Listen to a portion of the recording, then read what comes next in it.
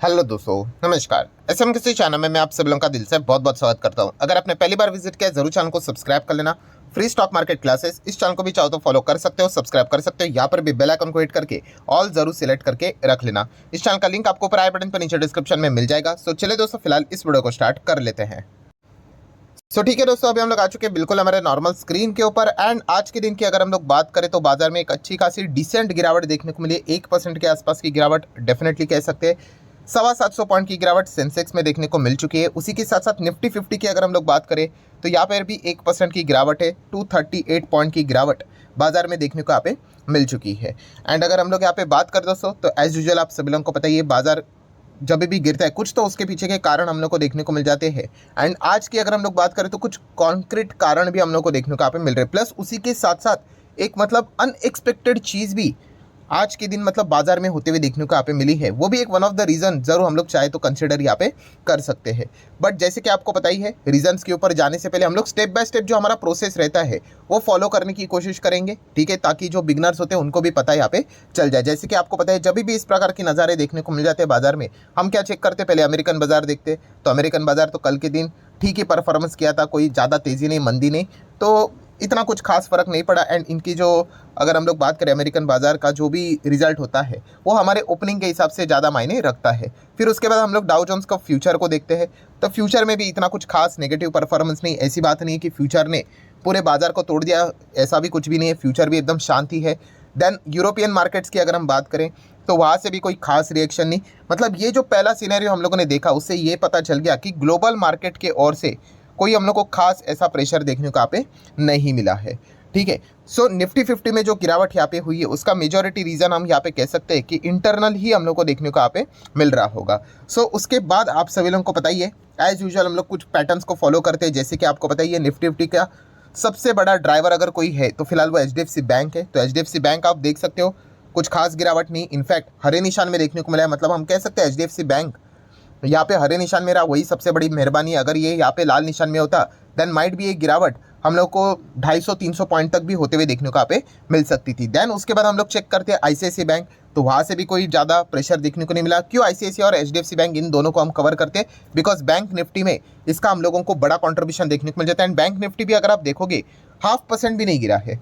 मतलब bank Nifty ने भी कोई प्रेशर नहीं किया है। एंड इसी चीज़ के चलते निफ्टी फाइनेंशियल सर्विसेज जो कि निफ्टी 50 का सबसे बड़ा वेटेज कंट्रीब्यूट करता है, वहाँ पे भी आप देख सकते हैं कोई भी उनके हिसाब से प्रेशर हम लोग को देखने को नहीं मिला है।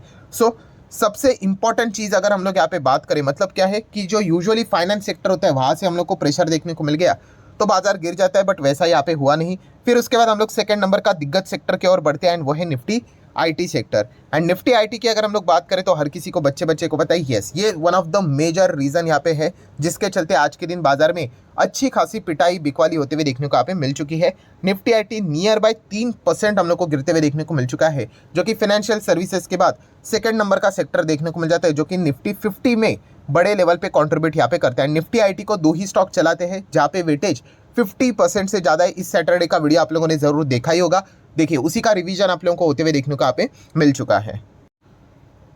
सो मैं कौन से वीडियो की बात कर रहा हूँ, तो ये देखिए स्टॉक मार्केट क्लासेस इस चैनल पे विजिट कर लेना। और ये देखिए यहाँ पे मैंने 3 दिन पहले वीडियो यहाँ पे बनाया था कि ये 5 शेयर्स बाजार के असली बादशाह है। मतलब यही 5 स्टॉक ऐसे जो कि बाजार का डायरेक्शंस यूजुअली तय यहाँ पे करते हैं, ठीक है। एंड इनमें से अगर कोई स्टॉक का अगर कुछ बहुत बड़ा कुछ अगर हुआ तो समझ लेना बाजार भी गया। और वही जो बातें मैंने आपको 3 दिन पहले सिखाई थी उसका बेस्ट डेमो प्रैक्टिकल आज ही के दिन देखने को मिल गया। तो इस वीडियो को जरूर स्टडी कर लेना। इस वीडियो का लिंक मैं ऊपर आई बटन पे या फिर नीचे डिस्क्रिप्शन में दे दूंगा। तो चलिए वीडियो को कंटिन्यू कर लेते हैं। जैसे कि निफ्टी IT की बात करें तो कौन से 2 स्टॉक्स इंपॉर्टेंट है, एक है TCS एंड दूसरा है इन्फोसिस। तो इन्फोसिस तो आप देखोगे 2.5% नीचे है, बट मेजर कारण क्या है तो TCS तो आज आप देख सकते हो लगभग 4.25% से ज़्यादा गिरा है, ठीक है। TCS लिटरली इस चीज़ को हम लोग क्रैश ही कहते हैं, बिकॉज TCS जैसी कंपनी अगर 2% गिरा तो हेडलाइन बन जाता है भाई, या तो 4.25% तक गिरते हुए देखने को मिल चुका है। इसके पीछे का रीज़न तो मैं कल के दिन डिटेल में वीडियो में आप लोगों को बता चुका हूँ, ठीक है। TCS में हम लोग को बहुत बड़ी ब्लॉक डील होते हुए देखने को मिल रही है 9,000 करोड़ के आसपास। And block deal bulk deal कितनी भी बड़ी हो जाए हमें उससे ज़्यादा कोई चिंता की बात नहीं होती है। एक ही चीज़ हम लोगों के लिए कंसर्न होती है, हाँ, कौन से दाम के ऊपर। सो कल के दिन ही TCS की अगर हम लोग बात करें 4254 पे एकदम टीसीएस झूलते झूलते चल रहा था और सडनली खबर आ गई कि भाई 4001 पे ब्लॉक डील होने वाली करके, मतलब 3 साढ़े 3 ऑलमोस्ट 4% के आसपास का डिस्काउंट देखने को आप मिल रहा है। और इतना बड़ा डिस्काउंट काफ़ी है मार्केट में टीसीएस जैसे शेयर को गिराने के लिए, एंड वही चीज़ के चलते टीसीएस में हम लोग को गिरावट होते हुए देखने को मिली। इसके पीछे का मेजर रीज़न भी मैं आपको ऑलरेडी बता चुका हूँ। टाटा सन्स का जो आईपीओ है वो तो उन्होंने यहाँ पे वो शायद से नहीं लाएंगे। 20,000 करोड़ की जो बोरोइंग है, ठीक है, उसको वो वाइप आउट कर देंगे। उसमें से 9,000 करोड़ का जुगाड़ हो गया है, ठीक है। एक बार यहाँ पे बोरोइंग अगर उन्होंने हटा दी तो डेफिनेटली वो कोर इन्वेस्टमेंट कंपनी के डेफिनेशन में नहीं आएंगे। फिर उनको कोई भी यहाँ पे इस प्रकार की जो अपर लेयर एनबीएफसी के जो रूल्स रहेंगे उसको फॉलो करने की कोई भी ज़रूरत नहीं पड़ेगी। यही सबसे मेजर स्ट्रॉन्ग पॉसिबल रीज़न हो सकता है, ठीक है। बट ओवरऑल कंक्लूजन क्या है कि टीसीएस आज हम यहाँ पे कह सकते हैं सबसे बड़ा मैन ऑफ द मैच यहाँ पे रहेगा। इसी चीज़ के चलते हम लोग को पैनिक देखने को यहाँ पे मिल चुका है। अभी डेफिनेटली काउंटर सवाल इमीडिएटली आ जाएगा, अरे भाई टीसीएस के शेयर में ब्लॉक डील हुई ना, तो इन्फोसिस क्यों गिरा, एंड उसी के साथ साथ बाकी आईटी स्टॉक्स क्यों गिरे। अगर आप देखोगे तो दोस्तों ये लीडर है। हमेशा याद रखना, जब भी लीडर में इस प्रकार की बड़ी गिरावटें देखने को मिल जाती है तो बाकी प्लेयर्स में भी हम लोगों को जो स्टॉक्स रहते हैं वहाँ पे भी वो प्रेशर पास ऑन होते हुए देखने को मिल जाता है। सेम चीज़ एचडीएफसी बैंक गिरता है तो भाई बाकी बैंक्स को क्या करना है। बट मैं बोलता हूँ कि नहीं, एचडीएफसी बैंक गिरा तो वो इंटायर बैंक निफ्टी के ऊपर प्रेशर लेके आता है। तो वैसे ही है, तो जो सेक्टर लीडर होता है, ठीक है, नंबर 1 नंबर 2 के जो बड़े बड़े स्टॉक्स यहाँ पे रहते हैं वो इसीलिए यहाँ पे बड़े होते हैं कि इनका जो मतलब बोलते हैं ना, जो भी रिएक्शन हम लोग को देखने को मिल जाते हैं वो इंटायर स्टॉक्स के ऊपर यहाँ पे आ जाते हैं। हम लोगों ने देखा है टीसीएस इन्फोसिस के जब भी नंबर आते हैं बाकी आईटी स्टॉक्स भी उसी प्रकार से रिएक्शन देना स्टार्ट यहाँ पे कर देते थे। यही उसके पीछे के मेजर हम लोग को रीजंस देखने को मिल जाते हैं। तो टीसीएस में बिकवाली हम लोग को होते हुए देखने को यहाँ पे मिल चुकी है बहुत बड़े लेवल पे। 9,000 करोड़ भाई, $1 बिलियन पूरी एक यूनिकॉर्न बेच दी आप, ऐसा भी यहाँ पे कह सकते हो। एंड उसी के साथ साथ आप देख सकते हैं बाकी आईटी स्टॉक्स में भी गिरावट, जो कि इंडेक्स लेवल पे डायरेक्टली इनडायरेक्टली हम लोग को और भी ज़्यादा कॉन्ट्रीब्यूट करते हुए देखने को मिल जाते हैं। सो यही मेजर रीजन है। बाकी अगर हम लोग बात करें निफ्टी 50 में 1% गिरावट, नेक्स्ट में 0.25% की गिरावट, 1% गिरावट, 1% गिरावट। देन मिड कैप की बात करें तो 1.25% की गिरावट, स्मॉल कैप में भी 1.25% की गिरावट, माइक्रो कैप में भी 1.25% की गिरावट। मतलब जिनके पोर्टफोलियो में, ठीक है, छोटे कंपनीज है, मिड कैप स्मॉल कैप, आज उनको इतना कोई फर्क नहीं पड़ा, ठीक है, तो वो एकदम चिल रहेंगे, ठीक है, इतना कुछ गिरा नहीं, नॉर्मल परफॉर्मेंस है। कुछ लोगों के तो पोर्टफोलियो शायद से हरे भी रंग चुके होंगे, ठीक है। तो यहाँ पे एक्चुअल में जो गिरावट हुई है वो एक ही बड़े सेक्टर के चलते हुए, वो है निफ्टी आईटी। अभी आप बाकी भी देखोगे, एफएमसीजी भी गिरा है, ठीक है, मीडिया भी गिरा है, ठीक है, फार्मा भी गिरा है। तो उनका जिक्र क्यों नहीं आ रहा है? बिकॉज इनका निफ्टी 50 में इतना बड़ा वेटेज है ही नहीं, ठीक है। अगर आप चेक करोगे निफ्टी 50 में 3 ही बड़े सेक्टर देखने को मिल जाते हैं, कि फाइनेंस, सेकेंड है आईटी, एंड उसी के साथ साथ अगर तीसरा अगर कोई है ऑयल एंड गैस की अगर हम लोग बात करें तो चलिए उसी की जिक्र कर लेते हैं, वो है रिलायंस इंडस्ट्री। क्योंकि रिलायंस इंडस्ट्री को भी अगर कुछ अगर हो जाता है तो बाजार में थोड़ा बहुत प्रेशर आ जाता है। तो 1% की गिरावट यहाँ पे हुई है तो काफ़ी है। हम यहाँ पे कह सकते हैं आईटी सेक्टर ने आज बाजार को तोड़ा, जिसका रीज़न टीसीएस है। एंड उसी के साथ साथ थोड़ा सा अगर हाथ किसी ने और बटा लिया तो रिलायंस ने थोड़ा सा हाथ बटा लिया। आज के दिन तो HDFC bank and ICICI bank बोले भाई हम तो आज नहीं आ रहे, आप थोड़ा सा आगे जाओ करके। तो ये ड्रामा आज के दिन हम लोग को बाजार में देखने को आप मिल चुका है, जिसके चलते बाजार में हम लोग को गिरावट देखने को आप मिली है।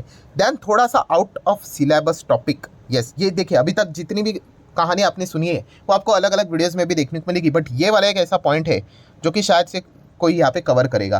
तो अगर आपने संडे का वीडियो देखा होगा, जैसे मैं संडे पे आपको बताता हूँ कि इस हफ्ते के कुछ मेजर इवेंट्स है करके, तो उसमें भी मैंने 10 सेकंड के लिए एक पॉइंट को कवर किया था कि भाई इसके ऊपर भी फोकस रख लेना, क्या पता कल कुछ हो गया तो। एंड वैसा हुआ भी।